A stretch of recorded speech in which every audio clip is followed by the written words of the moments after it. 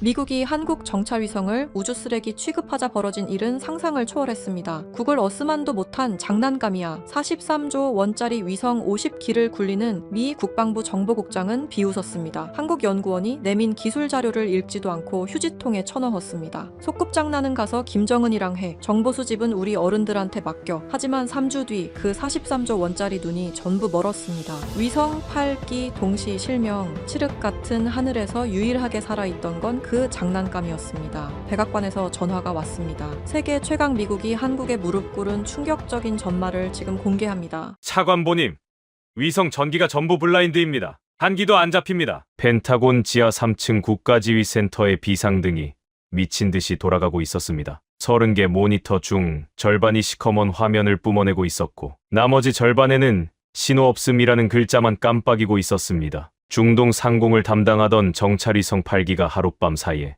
전부 먹통이 된 겁니다. 저는 손이 떨려서 수화기를 제대로 잡을 수가 없었습니다. 32년입니다. 32년 동안 미국 국방부에서 정보 감시 정찰을 총괄하며 단 한 번도 의심하지 않았습니다. 미국의 하늘 위 눈은 절대로 감기지 않는다는 것을. 제 이름은 랜들 하트. 미국의 정찰위성을 설계하고 키우고 지켜온 사람. 연간 310억 달러의 예산을 직접 집행하며 지구상 어느 구석도 미국의 시선을 피할 수 없다고 자부해온 사람이 바로 저였습니다. 그런데 그날 밤 저는 태어나서 처음으로 아무것도 보이지 않는 공포를 맛봤습니다. 심장이 갈비뼈 안쪽에서 터질 것 같았습니다. 목구멍이 사막처럼 말라붙었고 식은땀이 등줄기를 타고 허리춤까지 흘러내렸습니다. 하지만 진짜 공포는 모니터가 꺼진 것이 아니었습니다. 제가 3주 전에 저지른 일 때문이었습니다. 3주 전, 저는 한국의 정찰위성 기술을 장난감이라 불렀습니다. 한국 국방과학연구소 방문단의 발표를 5분 만에 끊어버렸습니다. 그들이 양손으로 내민 기술 자료를 펼쳐보지도 않은 채 휴지통에 집어던졌습니다.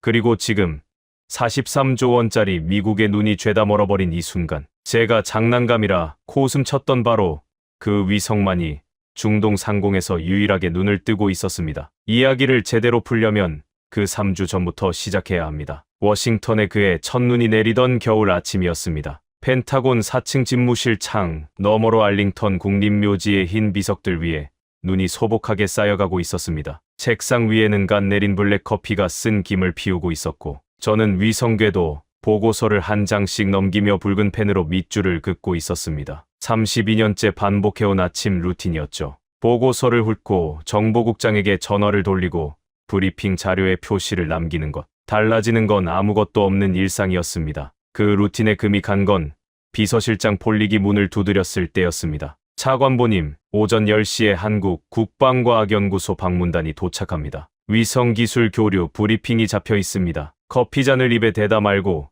이마가 찌푸려졌습니다. 한국이요, 위성기술이라고. 지난달 양국 국방장관 회담에서 나온 합의입니다. 한국 쪽에서 신형 정찰위성 시스템을 소개하겠다고 했고 장관님께서 예우 차원으로 수락하셨습니다. 예우 차원. 그 네 글자의 모든 것이 담겨 있었습니다. 진짜로 가치 있는 기술이라면 예우가 아니라 전략적 필요라는 명목으로 회의가 잡혔을 겁니다. 솔직히 그 시점에서 제 머릿속에 한국의 위성이 차지하는 자리는 사실상 없었습니다. 미국이 보유한 정찰 자산의 규모를 말씀드려야 합니다. KH-11 계열 광학위성 하나만 해도 해상도가 10cm급입니다. 500km 상공에서 땅바닥에 펼쳐놓은 신문 제목을 읽는 게 가능한 수준입니다. 거기다 레이더 위성, 전자신호 수집 위성, 적외선 감시 위성을 전부 합산하면 미국은 늘 30기가 넘는 정찰위성을 궤도에 띄우고 있습니다. 예비까지 포함하면 50기를 훌쩍 넘기죠. 연간 예산만 310억 달러, 한화로 43조 원이 넘습니다. 그에 비해 한국은 어땠습니까? 공개 기준으로 해상도 50cm짜리 위성을 고작 몇 기 돌리는 수준이었습니다. 우리 눈에는 구글 지도 위성 사진 보는 것과 크게 다를 바 없었죠. 세계 헤비급 타이틀 보유자한테 동네 체육관 아마추어가 스파링을 신청한 격이었습니다. 체급부터가 달랐습니다. 그래서 10시 회의실 문을 열고 들어갈 때 제 마음속에는 기대가 아니라 짜증이 있었습니다. 중동 정세가 시시각각 돌아가는 판국의 한국 위성 구경에 시간을 빼앗긴다니. 시간 낭비라는 생각뿐이었습니다. 펜타곤 4층 특별 브리핑실은 30석 규모의 회의실이었습니다. 정면 벽에 대형 스크린이 걸려 있고 양옆으로 동맹국 국기가 도열해 있었습니다. 미국 쪽에서는 저를 포함해 정보국장 카터 블레인, 우주사령부 연락장교, 정보국 분석관 등 12명이 자리를 잡았습니다. 한국 쪽은 7명, 수석 연구원을 앞세워 위성 개발팀 엔지니어들이 깔끔한 양복에 빈틈없이 재본된 자료를 들고 들어왔습니다. 눈빛이 진지했고 발걸음에서 자부심이 묻어났습니다. 하지만 저한테는 보이지 않았습니다. 보려고 하지 않았으니까요. 의례적인 악수를 나눴습니다. 한국 수석 연구원이 제 손을 잡는 순간 손바닥 가득 박혀있는 굵은 굳은 살이 느껴졌습니다. 실험실에서 직접 기계를 만지는 사람만 가질 수 있는 손이었습니다. 순간 인상적이긴 했습니다. 하지만 저는 그 감촉을 일부러 흘려보냈습니다. 발표가 시작됐습니다. 한국 수석 연구원이 스크린 앞으로 나섰습니다. 오늘 소개드릴 것은 저희의 차세대 다목적 정찰위성 플랫폼입니다. 광학 촬영의 하우 레이더, 다중대역 동시 운용, 위성 탑재형 에지 컴퓨팅까지 통합한 시스템입니다. 스크린에 위성의 3D 모델이 떠올랐습니다. 첫인상은 단 하나, 작다. 미국의 KH-11이 대형 버스만 한데 한국 위성은 승용차 절반도 안 돼 보였습니다. 제 오른쪽에 앉아있던 카터 블레인이 귀에 대고 속삭였습니다. 저 크기 좀 봐. 우리 위성 태양 전지판 한 장보다 작은데 저걸로 뭘 찍겠다는 건지 입꼬리가 올라갔습니다. 카터 말이 틀리지 않았으니까요. 위성의 세계에서 크기는 곧 능력입니다. 렌즈 지름이 커야 해상도가 나오고 태양 전지판이 넓어야 전력이 버티고 연료 탱크가 커야 수명이 깁니다. 물리 법칙이 그렇게 되어 있습니다. 한국 수석 연구원이 슬라이드를 넘겼습니다. 저희 시스템의 핵심은 크기가 아닙니다. 두뇌입니다. 위성 안에 고성능 인공지능 프로세서를 심어서 촬영과 동시에 실시간 분석을 수행한다는 설명이었습니다. 종래의 위성이 사진을 찍어 지상에 내려보내고 분석관들이 며칠을 들여다보는 방식이라면 자기네 위성은 궤도 위에서 스스로 판단을 완료하고 지상에는 가공이 끝난 보고서만 전송한다는 겁니다. 흥미로운 이야기였습니다. 하지만 귀에 들어오지 않았습니다. 이미 결론은 나 있었습니다. 5분이 지나자 제 손이 올라갔습니다. 잠깐, 여기서 끊겠습니다. 공기가 순식간에 얼어붙었습니다. 한국 수석 연구원이 리모컨을 쥔 제 동작을 멈추고 저를 바라봤습니다. 고맙습니다. 인상적인 발표입니다. 일어서며 말했습니다. 입에서는 정중한 말이 나갔지만 제 눈은 정중함과 거리가 멀었다는 걸 스스로 알고 있었습니다. 솔직히 여쭙겠습니다. 정찰위성에서 가장 중요한 지표는 해상도입니다. 여러분 위성의 공식 해상도가 몇 쯤입니까? 한국 수석 연구원이 잠시 숨을 고르더니 대답했습니다. 현재 운용기체 기준 50cm입니다. 다만 차세대 플랫폼은 15cm까지 확보했고 레이더 모드에서는 해상도라는 단일 잣대로 재단할 수 없는 정보를 제공합니다. 15cm. 코웃음이 저절로 나왔습니다. 이번에는 참지 않았습니다. 15cm라. 우리는 10cm입니다. 차세대는 5cm 밑을 목표로 하고 있고요. 이 숫자 차이가 뭘 의미하는지 이 자리에서 설명이 필요한 분은 없겠지만 한마디만 보태자면 약간 더 선명한 사진이 찍힌다. 그런 수준의 차이가 아닙니다. 완전히 다른 세계입니다. 한국 수석 연구원의 얼굴이 굳어졌습니다. 하지만 목소리는 흔들리지 않았습니다. 차관보님, 해상도가 핵심 지표인 건 맞습니다. 그러나 유일한 지표는 아닙니다. 오늘 저희가 보여드리고자 하는 것은 악천후 환경에서의 투과 관측 능력과 실시간 처리 기술입니다. 날씨가 무너지면 광학위성은 사실상 장님이 됩니다. 하지만 저희 시스템은 그 말이 끝나기 전에 잘랐습니다. 됐습니다. 충분히 들었습니다. 손바닥을 아래로 눌러 보이며 의자에 다시 등을 붙였습니다. 그리고 옆자리의 카터에게 고개를 돌렸습니다. 카터, 의견 있으면. 카터 블레인은 기다렸다는 듯이 몸을 앞으로 뺐습니다. 입가에 싸늘한 웃음을 띤 채 한국 쪽을 느릿하게 훑었습니다. 하나만 물어보죠. 현재 궤도에 올려놓은 여러분 위성이 총 몇 기입니까? 한국 쪽 엔지니어가 대답했습니다. 5기입니다. 카터가 천천히 고개를 끄덕였습니다. 목소리에서 경멸을 숨기려는 노력 따위는 보이지 않았습니다. 5기. 우리는 항시 30기 이상을 굴립니다. 예비 기체까지 합치면 50기가 넘어요. 위성 정찰이라는 건 시스템입니다. 1기, 2기 띄운다고 되는 일이 아닙니다. 5기로 지구를 감시하겠다고요. 카터가 한 박자 끊었습니다. 그리고 쐐기를 박듯 말했습니다. 그건 장난감입니다. 아주 멋진 장난감이에요. 그건 인정합니다. 하지만 장난감은 장난감이죠. 장난감. 그 두 글자가 브리핑실 벽을 타고 울렸습니다. 한국 쪽 7명의 얼굴이 동시에 돌처럼 변했습니다. 처음 악수할 때 느꼈던 그 두꺼운 굳은 살, 그 손이 테이블 밑에서 주먹을 움켜쥐는 게 보였습니다. 하지만 수석 연구원은 입을 열지 않았습니다. 아무 말도. 시계를 봤습니다. 회의 시작 12분. 저는 일어서며 마무리했습니다. 여러분의 기술 발전에 경의를 표합니다. 다만 현 시점에서 미국 정찰 네트워크의 한국 위성 데이터를 연결할 실익은 보이지 않습니다. 장비 등급이 맞지 않으면 시스템에 물려봤자 잡음만 늘어나니까요. 그때 한국 수석 연구원이 입을 열었습니다. 목소리가 낮았습니다. 하지만 한 글자 한 글자가 못을 박듯 또렷했습니다. 차관보님, 하늘이 맑은 날에는 누구든 볼 수 있습니다. 진짜 눈에 값어치는 아무것도 보이지 않는 날에 매겨지는 겁니다. 그날이 오면 생각이 달라지실 겁니다. 흘려들었습니다. 아무것도 안 보이는 날이라니. 43조 원짜리 시스템이 못 보는 것을 5기짜리 위성이 본다고요. 코미디도 이런 코미디가 없었습니다. 한국 방문단은 한마디 말도 없이 자료를 챙겨서 회의실을 빠져나갔습니다. 마지막으로 문을 나서는 수석 연구원의 등이 유난히 곧았습니다. 분노를 통째로 삼키고 있다는 것이 척추 라인에 다 드러나 있었습니다. 하지만 저는 아무런 감흥이 없었습니다. 카터가 어깨를 치며 웃었습니다. 랜들, 깔끔하게 정리했어. 솔직히 장관이 이 미팅을 잡은 것 자체가 시간 낭비였지. 한국 위성 이미지를 우리 군사 네트워크에 넣으면 품질만 떨어져. 구글 어스 수준짜리 사진을 보안 등급 시스템에 끼워 넣을 수는 없잖아. 저도 웃었습니다. 카터의 판단이 100% 맞다고 믿었으니까요. 그 믿음이 3주 뒤에 제가 됩니다. 하지만 그때의 저는 꿈에도 몰랐습니다. 제가 읽지도 않고 버린 기술 자료가 얼마나 무시무시한 것이었는지. 제가 장난감이라 조롱한 그 작은 위성이 머지않아 미국의 목줄을 거머쥐게 되리라는 것을. 그날 저녁 알링턴 자택으로 돌아와 와인 한 잔을 기울이며 한국 방문단 따위는 머릿속에서 깨끗이 지웠습니다. 그리고 3주가 흘렀습니다. 새벽 3시. 침대 옆 빨간 전화기가 시뻘건 빛을 내뿜으며 울부짖기 시작했습니다. 이 전화기가 울린다는 건 한 가지를 뜻합니다. 국가 비상사태.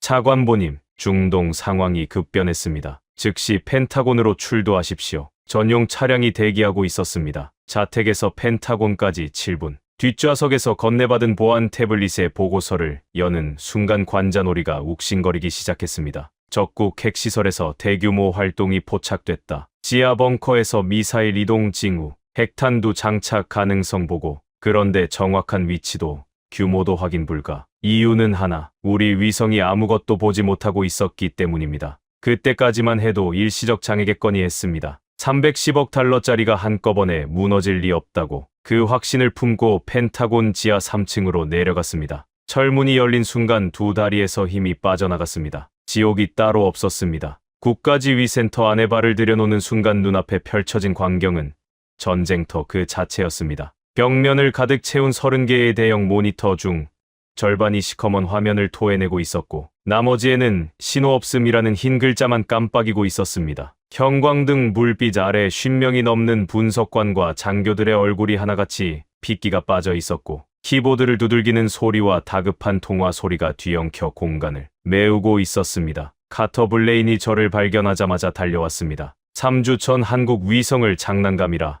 비웃던 그 느긋한 얼굴이 온데간데 없었습니다. 넥타이가 한쪽으로 풀어져 있었고 눈 밑에는 검푸른 그림자가 내려앉아 있었습니다. 랜들, 최악이야. 카터의 목소리가 갈라져 있었습니다. KH-11 3기가 전자전 공격에 당했어. 적국이 러시아제 크라수와 전자전 장비를 가동했는데 우리 위성 주파수를 정확하게 조준하고 있어. 센서가 포화 상태야. 이건 우리 주파수 정보가 새어나갔다는 뜻이야. 나머지 5기는 그게 더 문제야. 설상가상으로 50년 만에 초대형 모래 폭풍이 중동 전역을 덮쳤어. 광학위성 5기 전부 렌즈 보호 모드로 전환됐어. 억지로 렌즈를 열면 모래 입자의 코팅이 벗겨져서 수십억 달러짜리 위성이 우주 쓰레기가 돼. 심장이 철렁 가라앉았습니다. 전자전 공격으로 3기, 모래 폭풍으로 5기, 합쳐서 8기가 동시에 실명한 겁니다. 이스라엘은 오펙 위성도 마찬가지야. 광학은 모래 폭풍에 접었고 전자전 대응 능력은 우리보다 더 약해. 완전히 블라인드 상태. 서방 진영의 하늘 위 눈이 통째로 꺼져버린 겁니다. 미국 8기,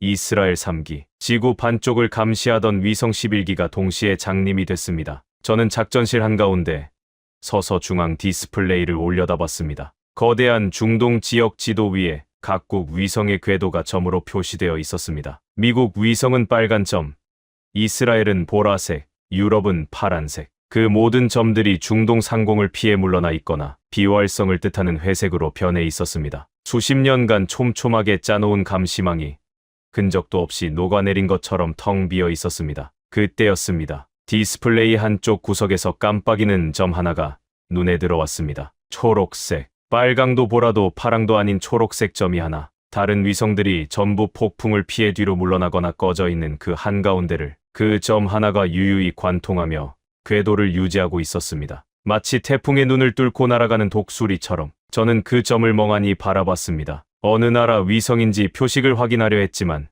축소된 지도에서는 읽히지 않았습니다. 카터, 저 초록색 점은 뭐지? 카터가 고개를 돌려 디스플레이를 봤습니다. 그리고 코웃음을 쳤습니다. 아, 그거 한국 위성이야. 레이더 모드로 돌아가는 것 같은데 이 기상 조건에서 레이더를 켜봤자 노이즈 덩어리밖에 안 잡혀. 배터리만 낭비하는 거지. 한국 애들이 저걸로 뭘 보겠어. 한국 위성. 그 단어를 듣는 순간 3주 전 브리핑실에서 한국 수석 연구원이 남긴 마지막 한마디가 갑자기 뇌리를 관통했습니다. 하늘이 맑은 날에는 누구든 볼 수 있습니다. 진짜 눈에 값어치는 아무것도 보이지 않는 날에 매겨지는 겁니다. 등골이 서늘해졌습니다. 그가 이걸 예견한 건 아니겠지. 우연이겠지. 하지만 저 초록색 점은 분명히 살아 있었습니다. 43조 원을 쏟아부은 미국의 눈이 죄다 감긴 이 칠흑 같은 밤에 한반도에서 날아온 작은 위성 하나만이 홀로 깨어서 세상을 내려다보고 있었습니다. 저는 디스플레이에서 눈을 뗄 수가 없었습니다. 빨강과 회색으로 뒤덮인 지도 위에서 그 초록빛 한 점이 느리게 홀을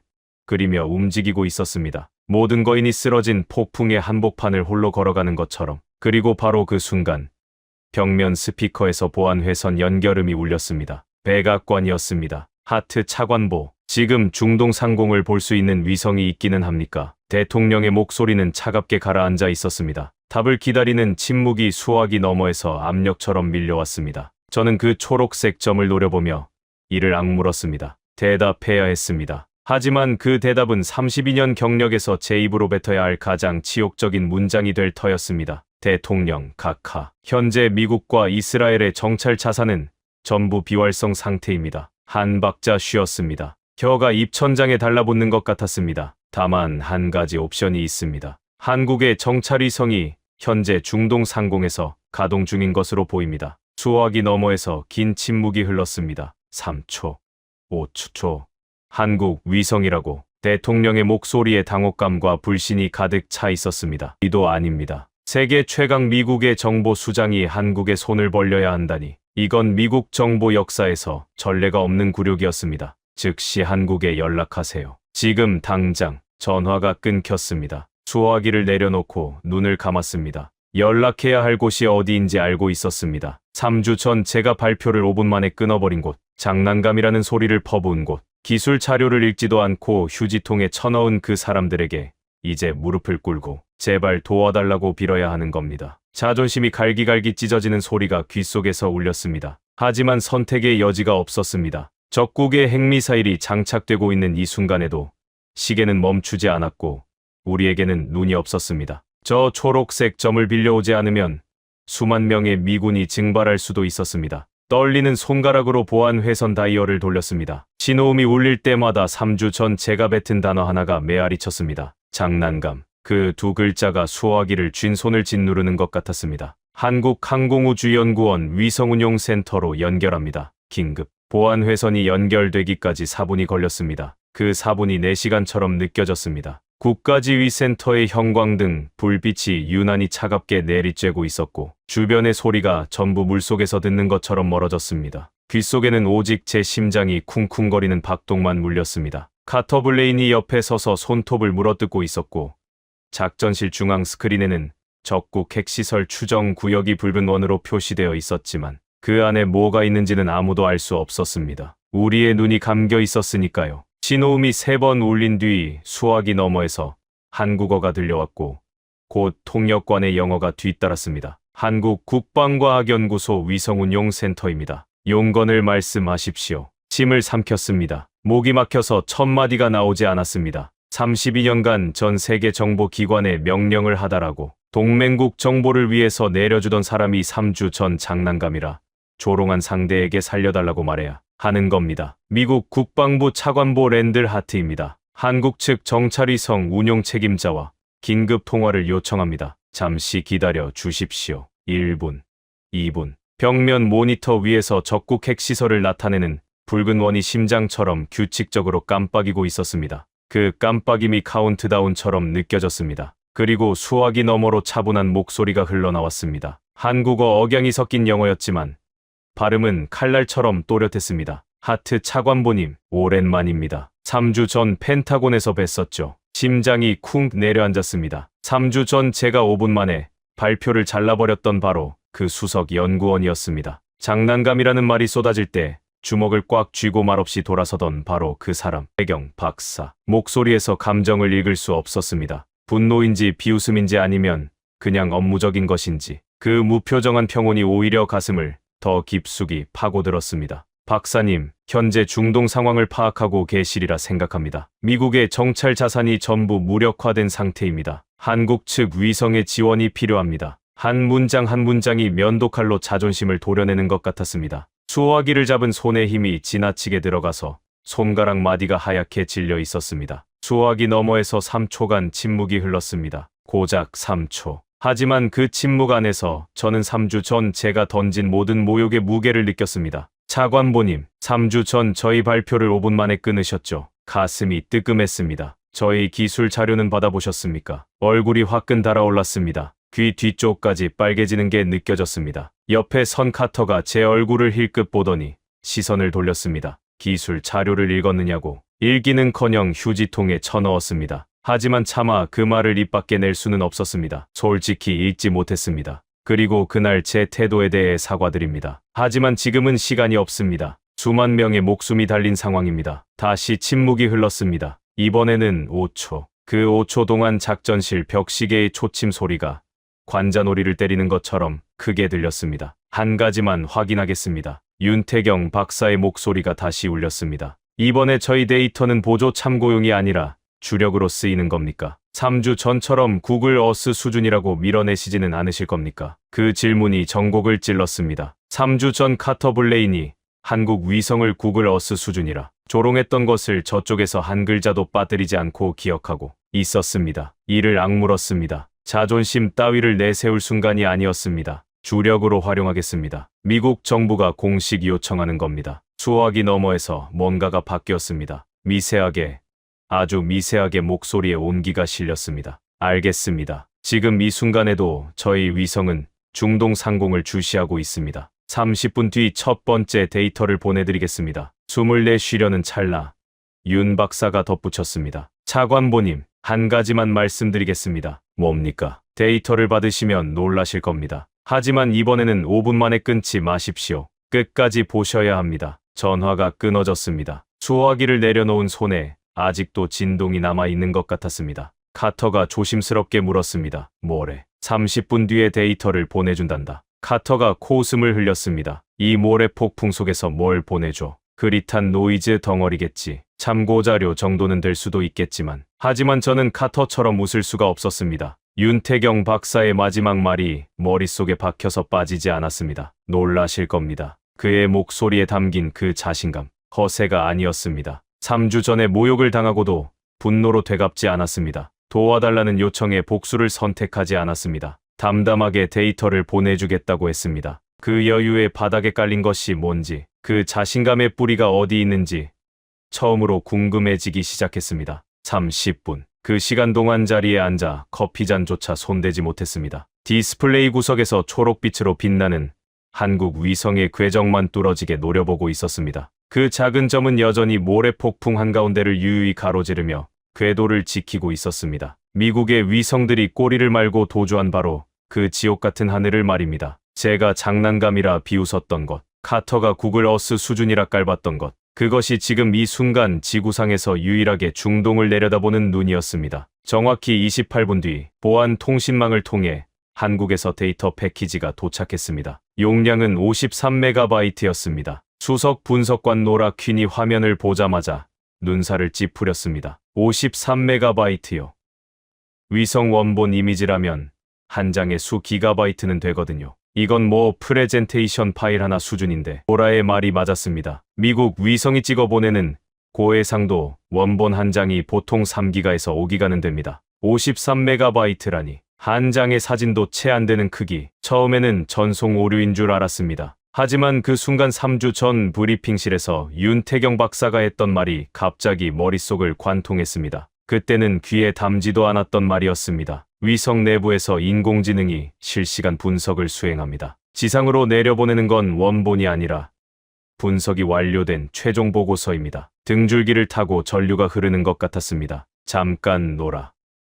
이건 사진이 아니야. 네, 위성이 직접 분석해서 보낸 결과물이야. 원본을 내려보낸 게 아니라 궤도 위에서 분석을 끝내고 결론만 전송한 거야. 노라의 눈이 휘둥그레졌습니다. 무리도 아닙니다. 위성이라는 극한 환경에서 우주 방사선과 영하 수백 도를 오가는 온도를 견디면서 고도의 인공지능 연산을 돌린다는 건 당시 미국에서조차 연구 단계에 머물러 있던 기술이었습니다. 나사와 국가정찰국이 합동으로 5년째 매달리고 있었지만 시제품조차 완성하지 못한 상태였습니다. 그런데 한국이 그걸 이미 궤도에 올려서 실전으로 굴리고 있다는 겁니까? 열어봐. 노라가 파일을 열었습니다. 보코와 절차를 거치자 화면에 이미지가 떠올랐습니다. 그 순간 작전실의 공기가 얼어붙었습니다. 세상에. 노라의 입에서 저도 모르게 신음이 터져나왔습니다. 저도 의자에서 벌떡 일어났습니다. 카터 블레인이 제 뒤에서 모니터를 들여다보더니 안경을 벗었다.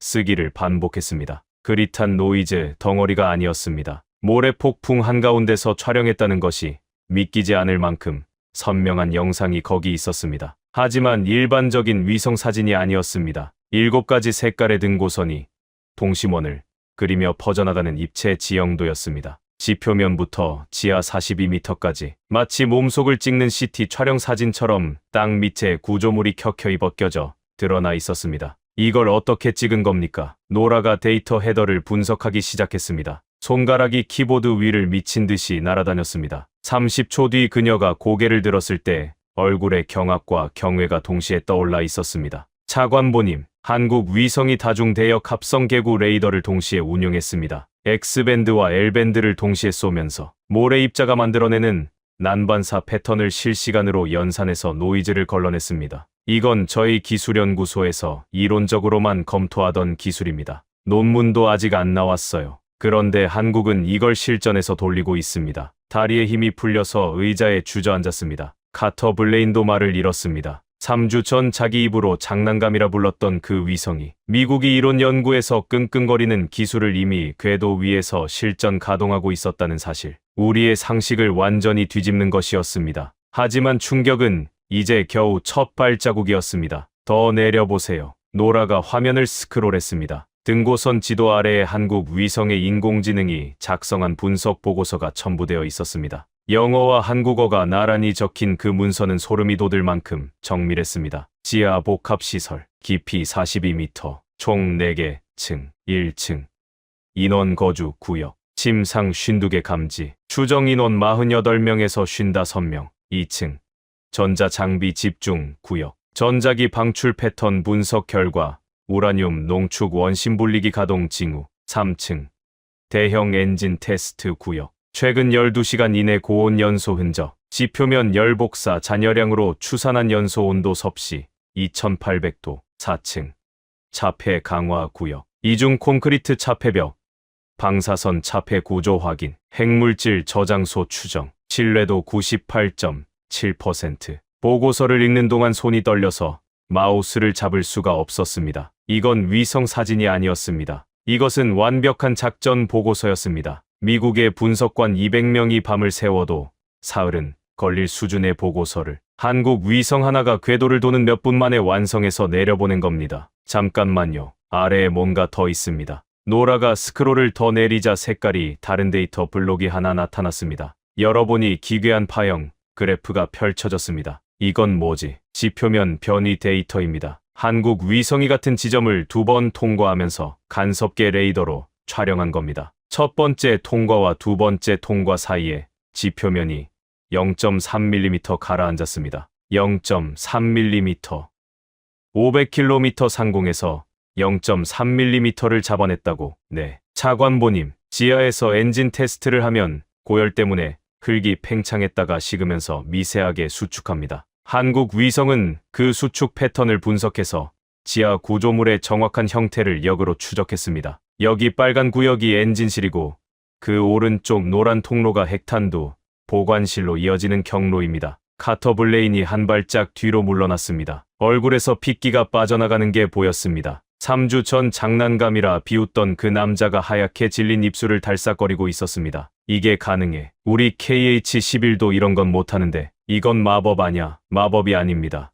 블레인 국장님. 노라가 차분하게 대답했습니다. 하지만 그녀의 눈에도 경탄이 가득했습니다. 한국은 하드웨어의 크기로 승부를 걸지 않았습니다. 소프트웨어와 인공지능으로 물리적 한계를 돌파한 겁니다. 우리가 렌즈를 키우고 위성 덩치를 불리는데 집중하는 동안 한국은 위성에게 두뇌를 심었습니다. 생각하는 위성을 만든 겁니다. 그 순간 3주 전의 기억이 비수처럼 꽂혔습니다. 윤태경 박사가 발표 첫 슬라이드에서 한 말. 저희 시스템의 핵심은 크기가 아닙니다. 두뇌입니다. 그때 저는 코웃음으로 넘겼습니다. 하지만 지금 눈앞의 데이터가 그 말이 허풍이 아니었음을 처절하게 증명하고 있었습니다. 53MB 프레젠테이션 파일 하나 크기, 그 안에 미국의 정보기관 전체가 사흘 밤을 새워도 만들지 못할 분석이 빈틈없이 압축되어 있었습니다. 한국은 크기로 싸우지 않았습니다. 두뇌로 싸웠습니다. 그리고 이기고 있었습니다. 첫 번째 데이터 패키지가 도착한 지 2시간도 안 돼서 한국에서 두 번째 데이터가 날아왔습니다. 노라 퀸이 급히 달려왔을 때 그녀의 얼굴은 상기되어 있었고 태블릿을 쥔 손이 미세하게 떨리고 있었습니다. 차관보님, 두 번째 패키지가 왔습니다. 이번 건 첫 번째보다 더 심각합니다. 뭔데? 한국 위성이 적국의 전자전 장비를 역이용했습니다. 파일을 여는 순간 작전실 안의 모든 시선이 중앙 스크린으로 쏠렸습니다. 상황을 설명하겠습니다. 적국은 러시아제 크라수와 전자전 장비를 풀가동해서 기지 상공에 강력한 전파 장막을 펼쳐놓은 상태였습니다. 어떤 위성이 레이더 신호를 쏘든 노이즈에 파묻혀서 쓸모없는 데이터만 돌아오게 만드는 겁니다. 우리 KH-11 레이더 위성이 속수무책으로 당한 이유가 바로 이것이었습니다. 그런데 한국 위성은 이 상황을 완전히 다른 방향에서 접근했습니다. 노라의 설명을 듣는 동안 제 입이 점점 벌어졌습니다. 한국 위성은 적의 방해, 전파를 피하지 않았습니다. 오히려 그걸 자기 것처럼 써먹었습니다. 적이 쏘아올린 강력한 전자기파가 지하 구조물에 부딪혀 굴절되는 패턴을 역으로 수집해서 구조물의 형태를 더욱 정밀하게 읽어낸 겁니다. 비유를 들자면 이렇습니다. 같이 어두운 방에서 적이 손전등을 켰습니다. 보통이라면 그 빛에 눈이 부셔서 아무것도 못 봅니다. 하지만 한국 위성은 그 빛을 피하는 대신 빛이 벽과 가구에 부딪혀 만들어내는 그림자를 읽었습니다. 적의 손전등으로 적의 집 구조를 파악한 겁니다. 적이 방해하면 할수록 더 잘 보인다는 겁니까? 맞습니다. 크라수아가 강하게 전파를 쏘면 쏠수록 한국 위성의 인공지능은 그 전파가 지하 구조물에 부딪히며 만들어내는 미세한 굴절을 더 많이 수집할 수 있었습니다. 적은 자기 손으로 자기 기지의 설계도를 한국 쪽에 넘겨준 격이 된 겁니다. 카터 블레인이 벽에 등을 기댄 채 천장을 올려다봤습니다. 입술이 파르르 떨리고 있었습니다. 우리가 수십 년간 전자전 대응 기술을 개발해왔어. 방해 전파를 차단하고 주파수를 바꾸고 출력을 높이는 방식으로. 그런데 한국은 아예 발상을 뒤집었어. 방해 전파를 정보 수집 도구로 바꿔버리다니. 이건 우리가 생각조차 해본 적 없는 건데. 카터의 목소리에서 3주 전에 오만함은 흔적도 없었습니다. 남아있는 건 순수한 경악이었습니다. 아니, 두려움에 가까웠습니다. 두 번째 데이터에는 더 충격적인 내용이 담겨 있었습니다. 한국 위성이 전자전 역이용으로 추가 확보한 정보 목록이었습니다. 미사일 이동 경로, 지하 4층에서 수직 갱도까지 이동용 레일 시스템 확인, 탄두 장착 후 발사까지 예상 소요, 시간 4시간 30분, 발사대 위치, 기지 동쪽 3.2km 지점, 위장 구조물 아래, 지표면 온도 분석으로 최근 48시간 이내 발사대 덮개, 개폐 흔적 확인, 보복, 발사 시나리오, 기지 피격 시 자동 보복 프로토콜 가동 예상, 28발의 탄도, 미사일이 사전 입력된 좌표를 향해 발사될 것으로 추정.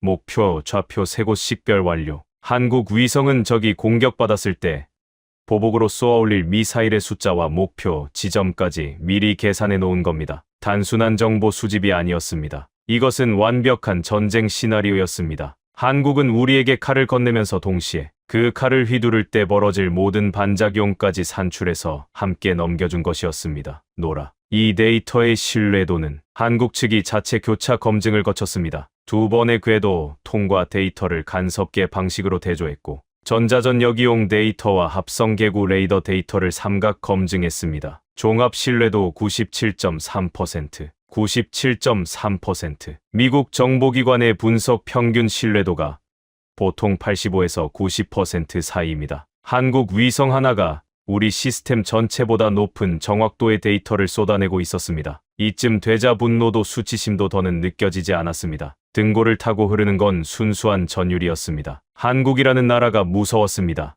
떠들지 않았습니다. 자랑하지 않았습니다. 3주 전 모욕을 당하고도 복수하지 않았습니다. 그저 조용히 기술을 갈고 닦아서 세계가 가장 절박한 순간에 완벽한 답을 내놓았습니다. 그 침묵 속의 자신감, 그 겸손한 칼날이 어떤 핵무기보다 무서웠습니다. 한국 데이터의 충격파는 펜타곤을 넘어서 순식간에 퍼져나갔습니다. 첫 번째 패키지가 도착한 지 2시간 만에 제 앞에는 전 세계 정보기관에서 걸려온 통화 요청이 14건이나 쌓여 있었습니다. 가장 먼저 반응한 것은 이스라엘이었습니다. 모사드 기술정보 부장이 긴급 보안 회선으로 연락해왔습니다. 평소의 느긋한 목소리가 완전히 사라진 상태였습니다. 하트스.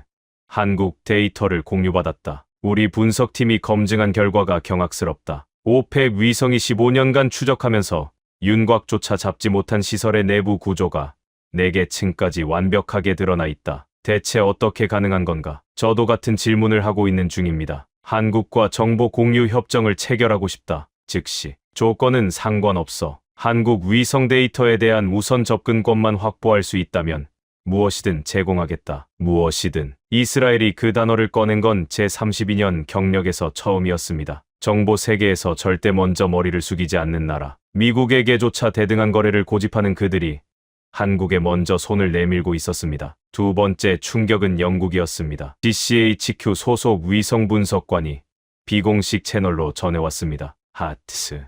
파이브 아이즈 긴급 회의를 소집해야 합니다. 한국 위성 데이터를 분석한 결과 우리의 기술 평가가 완전히 틀렸습니다. 한국의 합성개구 레이더 기술은 서방 진영 어디에도 없는 수준입니다. 영국 기술 기준으로 최소 8년은 뒤처져 있습니다. 8년. 그 숫자가 머릿속에서 맴돌았습니다. 하지만 진짜 충격은 세 번째였습니다. CIA 동아시아 담당 부서에서 올라온 중국 측 동향보고서. 중국 인민해방군 전략지원부대 산하 우주 감시팀이 한국 위성에 이번 활동을 실시간 추적하고 있었다는 겁니다. CIA가 내부 소스를 통해 입수한 극비 보고서의 결론은 이랬습니다. 한국의 위성 탑재 인공지능 기술과 다중 대역 레이더 동시 운용 능력은 중국이 최소 7년 이상 뒤처져 있는 것으로 판단됨. 특히 에지 컴퓨팅 칩의 우주 환경 내구성은 현재 중국 기술로 복제 불가. 한국 반도체 기술의 군사적 전용이 예상보다 훨씬 앞서 있음.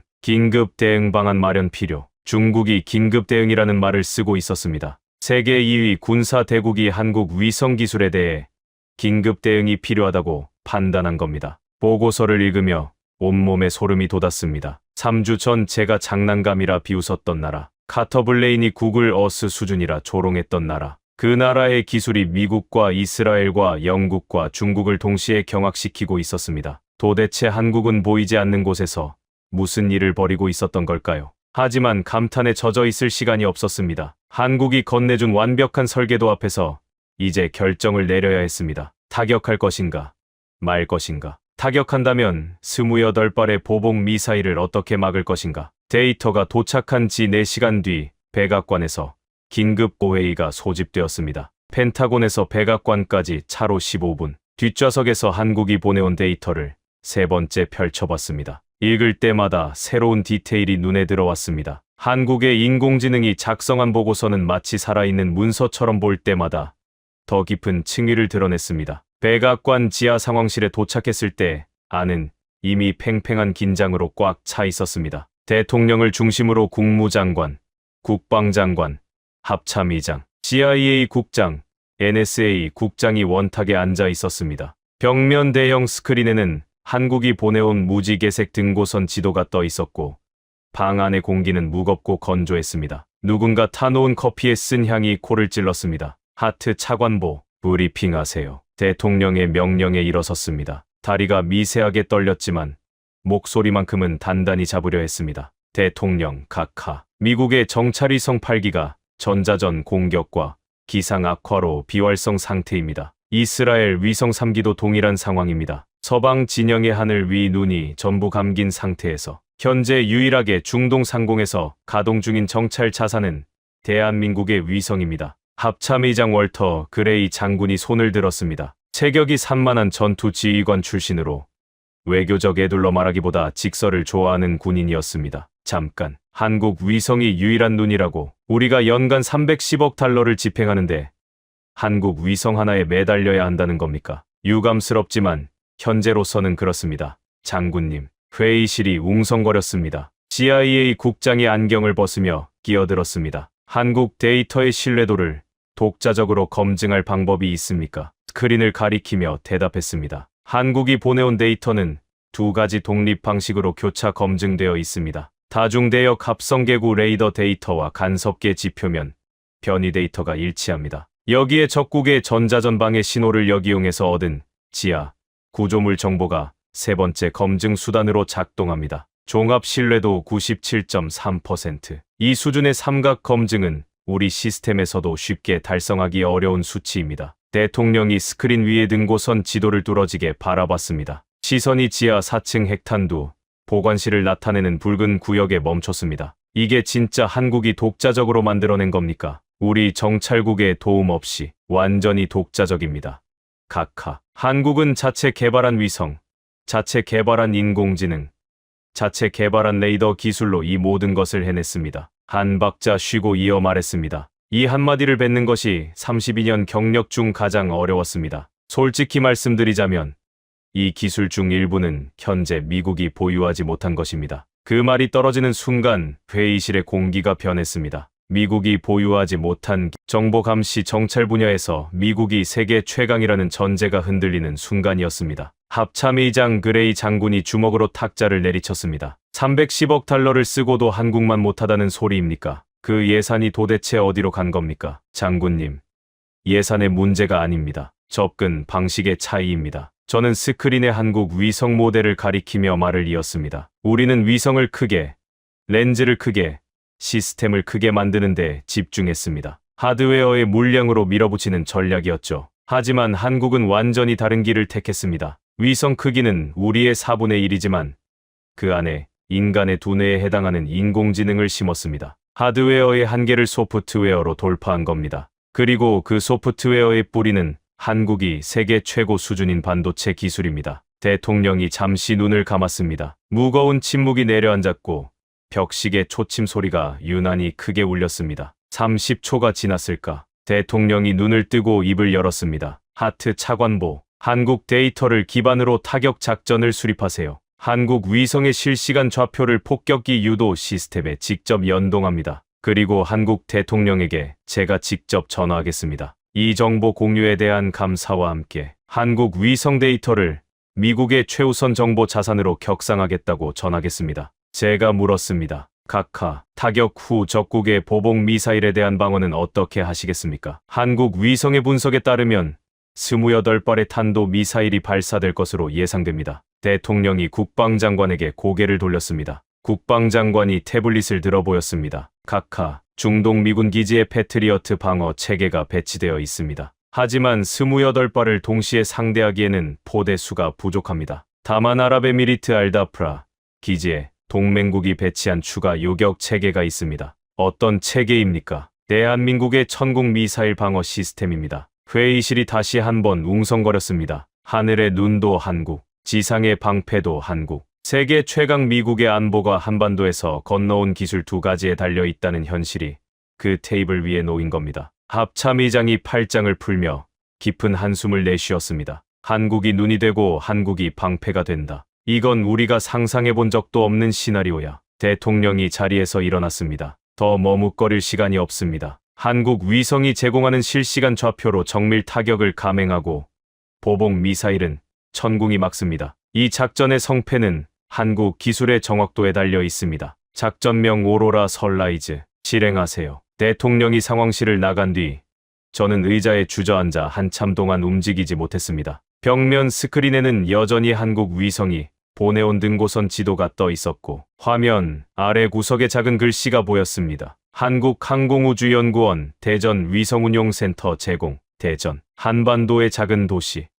그곳의 연구실에서 밤을 새우며 키보드를 두들긴 엔지니어들이 만든 위성 하나가 이 순간 세계의 운명을 좌우하고 있었습니다. 310억 달러가 해내지 못한 일을 그 대전이라는 곳의 사람들이 해낸 겁니다. 눈시울이 뜨거워졌습니다. 분함인지 부러움인지 경외인지 알 수 없는 감정이 뒤엉켜 가슴 한가운데를 짓눌렀습니다. 하지만 감상에 젖을 시간이 없었습니다. 이제 실전이었습니다. 한국의 눈이 찾아낸 적의 급소를 향해 미국의 주먹이 날아가야 했고 뒤이어 쏟아질 죽음의 비를 한국의 방패가 막아내야 했습니다. 떨리는 손으로 보안 전화를 들었습니다. 작전실 연결해 주세요. 그리고 한국 측과의 실시간 데이터 링크를 지금 즉시 개통합니다. 시계를 보니 새벽 5시 47분이었습니다. 워싱턴의 하늘은 아직 깜깜했지만 중동 상공 500km에서는 한국의 초록색 눈이 여전히 잠들지 않고 세상을 내려다보고 있었습니다. 그 눈이 찍어낸 좌표를 향해 미 스텔스 폭격기가 이미 항로를 잡고 있었습니다. 세계에서 가장 정밀한 눈과 세계에서 가장 강력한 주먹의 조합. 그 핵심이 한국이라는 사실이 이 밤의 가장 놀라운 반전이었습니다. 비 스텔스 폭격기 편대가 목표 상공에 도달한 것은 중동 현지 시각 새벽 4시 12분이었습니다. 펜타곤 국가지휘센터의 대형 스크린에 폭격기 항로가 실시간으로 표시되고 있었고 그 옆 화면에는 한국 위성이 초 단위로 갱신하는 목표 지역의 열감지 데이터가 동시에 흘러가고 있었습니다. 한국 위성이 보내온 타격 좌표는 소름이 끼칠 정도로 구체적이었습니다. 단순히 여기를 때려라가 아니었습니다. 지하 42m 3층 엔진실 북동쪽 모서리 0.3mm 지표면 수축이 가장 크게 관측된 지점 콘크리트 차폐벽의 구조적 취약점이 집중된 반경 2.4m 이내 그곳을 정확히 관통하면 연쇄 폭발이 핵탄두 보관실의 차폐벽까지 무너뜨린다는 시뮬레이션 결과까지 첨부되어 있었습니다. 50여 명의 분석관과 장교들이 가득 찬 작전실 한가운데 서서 스크린을 올려다봤습니다. 손에는 대통령에게서 전달받은 최종 타격 승인서가 들려 있었습니다. 타격 개시. 제 명령과 동시에 폭격기의 폭탄창이 열렸습니다. GBU 57 벙커버스터. 무게 14,000kg짜리 지하 관통탄 2발이 사막을 향해 낙하하기 시작했습니다. 한국 위성이 실시간으로 좌표를 수정하며 폭탄의 낙하 궤적을 보정하고 있었습니다. 바람 속도, 기압 변화, 모래 폭풍이 만들어낸 공기 밀도 차이까지 전부 계산해서 0.1초 단위로 미세한 궤적 조정 데이터를 쏘아보냈습니다. 500km 상공의 위성이 지상을 향해 떨어지는 폭탄에게 길을 알려주고 있었습니다. 전례 없는 한미연합 정밀 타격이었습니다. 착탄까지 15초. 노라 퀸이 카운트를 시작했습니다. 작전실 전체가 숨을 멈췄습니다. 50명이 넘는 사람들이 동시에 입을 다무니 에어컨, 바람 소리와 서버의 윙거리는 소음만이 텅 빈 것처럼 공간을 채웠습니다. 10초. 양손이 주먹을 쥐고 있었습니다. 손톱이 손바닥에 파고드는 통증이 느껴졌지만 손을 펼 수가 없었습니다. 9점, 8점, 7점. 심장이 갈비뼈 안에서 터질 것 같았습니다. 6점, 5점, 4점, 3점, 2점, 1점. 착탄. 스크린의 열감지 데이터가 순간적으로 하얗게 번졌습니다. 지진 감지 센서가 리히터 규모 3.8의 진동을 포착했습니다. 한국 위성은 착탄 순간에도 눈을 감지 않았습니다. 폭발의 열기가 가라앉기도 전에 합성. 개구 레이더를 가동해서 지하 구조물의 파괴 정도를 실시간으로 분석하기 시작했습니다. 3초 뒤 한국 측에서 즉각 보고가 올라왔습니다. 1차 관통탄 목표 직격. 지하 3층 엔진실 관통 확인. 2차 관통탄 지하 4층 차폐벽 붕괴. 핵탄두 보관 구역 연쇄 폭발 진행 중. 5차 0.8m. 0.8m. 500km 상공의 위성이 찍어준 좌표로 투하한 폭탄이 수십 미터. 땅속을 뚫고 들어가서도 목표물에서 고작 0.8m밖에 벗어나지 않았다는 뜻입니다. 한국 위성 좌표의 정확도가 그만큼 완벽했다는 증거였습니다. 작전실에서 환호가 터져 나오려는 바로 그 순간이었습니다. 노라가 비명에 가까운 목소리로 외쳤습니다. 보복 발사 감지, 탄도미사일 28발 발사, 방위 245도에서 270도, 예상 도달 시간 3분 50초, 한국 위성이 예측한 그대로였습니다. 적국이 피격되자마자 자동 보복 프로토콜이 작동해서 사전 입력된 좌표를 향해 28발의 탄도 미사일이 일제히 솟구쳐 올랐습니다. 목표는 주변 미군 기지와 동맹국 시설이었습니다. 하지만 우리에게는 한국이 미리 계산해둔 보복 시나리오가 있었습니다. 28발이라는 숫자도, 발사 각도도, 목표 좌표 세 곳도 한국 위성이 이미 파악해 놓은 것이었습니다. 이 정보는 현지 요격 부대에 사전 전달되어 있었습니다. 아랍에미리트 알다프라 기지, 그곳에 배치된 한국산 천국 미사일 방어 시스템이 가동을 시작했습니다. 한국의 눈이 찾아낸 심장을 미국의 주먹이 때렸고, 이제 적의 반격을 한국의 방패가 막아낼 차례였습니다. 그런데 문제가 생겼습니다. 적국은 진짜 미사일 사이에 수십 발의 기만 탄두, 이른바 디코이를 섞어서 발사한 겁니다. 미군의 패트리어트 레이더가 혼란에 빠졌습니다. 스크린 위에 40개가 넘는 표적이 동시에 깜빡이며 어느 것이 진짜이고 어느 것이 가짜인지 구별이 되지 않았습니다. 패트리어트 시스템 과부하, 표적 식별 실패, 수동 전환 중, 미군 측 보고가 떨리는 목소리로 전해졌습니다. 가슴이 철렁 가라앉았습니다. 3분 50초 중 이미 1분이 흘러가고 있었습니다. 남은 시간 2분 50초. 바로 그 순간 천궁 시스템의 사격 통제 컴퓨터가 다른 반응을 보이기 시작했습니다. 천궁은 한국 위성과 실시간으로 연동되어 있었습니다. 위성이 사전에 파악해둔 적의 발사대 위치, 미사일 발사 각도, 탄도의 예상 질량 데이터가 천궁의 인공지능에 이미 들어가 있었습니다. 비행 중 실탄도와 디코이 사이에 나타나는 질량 차이와 궤적 편차를 위성 데이터와 대조해서 순식간에 걸러냈습니다. 천궁 시스템 표적 식별 완료, 실탄두 28발 분리, 디코이 17발 제외, 전 포대 일제 사격 준비 완료, 발사. 중동의 밤하늘이 대나처럼 하얗게 밝아졌습니다. 천궁 미사일이 콜드 론칭 방식으로 발사대에서 수직으로 툭 튀어오른 뒤 공중에서 엔진이 점화되며 무시무시한 각도로 꺾여 적의 탄도를 향해 돌진했습니다. 스크린에 표시된 궤적이 밤하늘의 칼날을 그은 것 같았습니다. 히트 투 킬. 천궁은 폭약이 아니라 초속수 킬로미터의 운동 에너지로 적 탄두를 직접 들이받아 부수는 방식이었습니다. 150kg의 금속 덩어리가 마하 5를 넘는 속도로 돌진할 때 발생하는 충격은 소형 폭탄과 맞먹습니다. 한 번 명중, 두 번 명중, 세 번 명중. 노라가 보고를 읽었습니다. 4번, 5번, 6번. 연쇄적으로 명중 보고가 밀려 들어왔습니다. 스크린 위에서 적의 미사일을 나타내는 붉은 점들이 하나씩 꺼져갔습니다. 15번 명중, 16번, 17번. 모든 시선이 화면에 고정되어 있었습니다. 아무도 입을 열지 않았습니다. 25번, 26번, 27번. 마지막 하나가 남았습니다. 28번째 미사일은 다른 것들과 달랐습니다. 최종 단계에서 궤적을 비틀며 기동 변환을 시도했습니다. 요격을 피하려는 마지막 발악이었습니다. 3초간 정적이 흘렀습니다. 그 3초가 3년처럼 느껴졌습니다. 작전실 안에 50명이 전부 숨을 삼킨 채 스크린 한 점을 노려보고 있었습니다. 그리고 마침내 28번 명중, 전탄 요격 완료, 방어선 돌파 제로.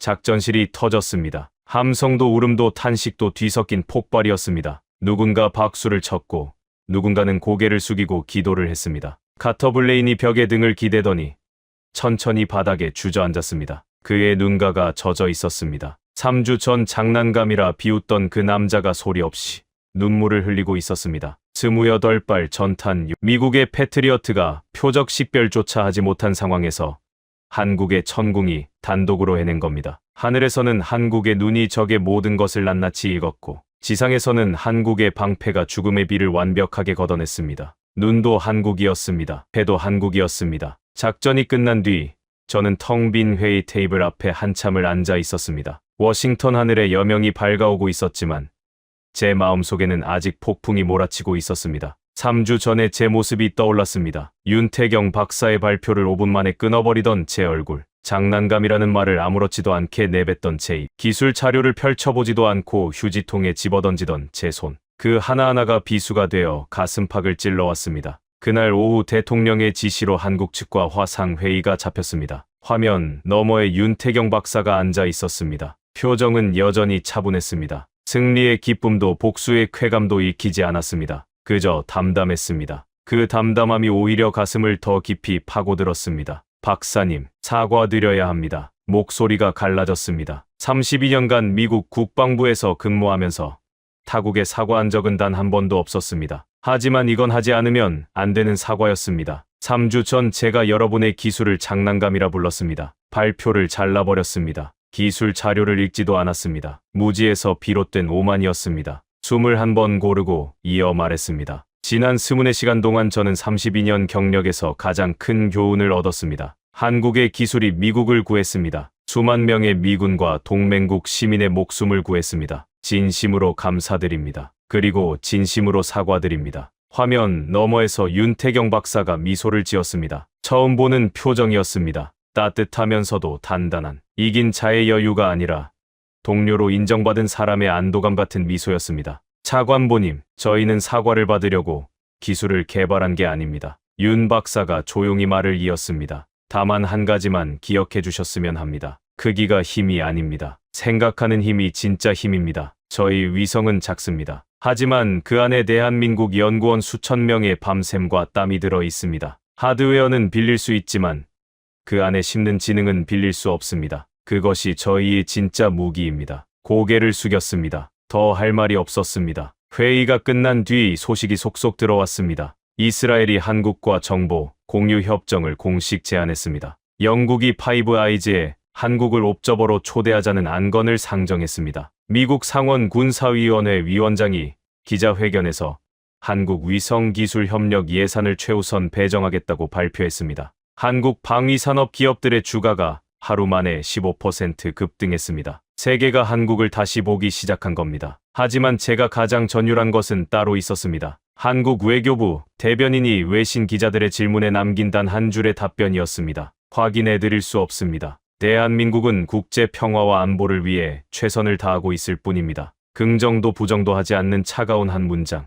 자랑하지 않았습니다. 떠벌리지 않았습니다. 세계를 구해놓고도 묵묵히 고개만 끄덕이는 그 절제된 침묵. 그것이 진짜 강자의 모습이었습니다. 만약 그들이 우리가 해냈다고 목소리를 높였다면 오히려 덜 무서웠을 겁니다. 하지만 한국은 아무 말도 하지 않았습니다. 마치 다음에도 필요하면 또 해주겠다는 무언의 약속처럼, 아니 다음은 당신들 차례일 수도 있다는 조용한 경고처럼. 그날 밤 집으로 돌아오는 길에 차를 세웠습니다. 알링턴의 겨울 밤하늘이 맑았습니다. 수천 개의 별이 촘촘하게 빛나고 있었고 그 별들 사이 어딘가에 한국의 위성이 묵묵히 지구를 돌고 있을 것이었습니다. 눈에 보이지 않는 그 작은 존재가 오늘 수만 명의 생명을 구했습니다. 310억 달러의 거인이 실패한 일을 그 작은 존재가 해냈습니다. 그제야 윤태경 박사가 3주 전 마지막으로 남긴 말의 진짜 뜻을 깨달았습니다. 하늘이 맑은 날에는 누구든 볼 수 있습니다. 진짜 눈에 값어치는 아무것도 보이지 않는 날에 매겨지는 겁니다. 그가 옳았습니다. 하늘이 맑을 때 10억 달러의 미국 위성은 화려했습니다. 누구보다 선명하게,